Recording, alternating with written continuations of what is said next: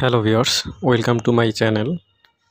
আজ আমি আপনাদের দেখাবো কিভাবে ডিলিং রাউটারে পিং এনাবল করতে হয়। চলুন তাহলে দেখি কিভাবে ডিলিং রাউটারে পিং এনাবল করতে হয়।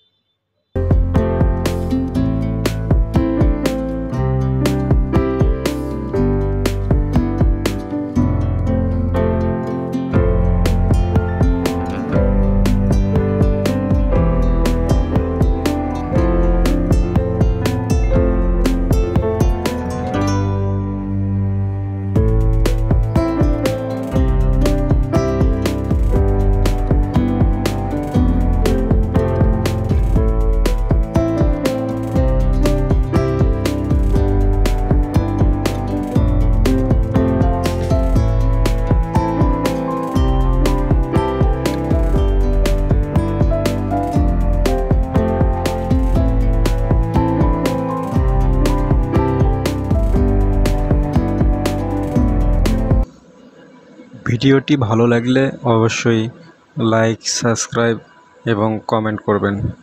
ধন্যবাদ সবাইকে।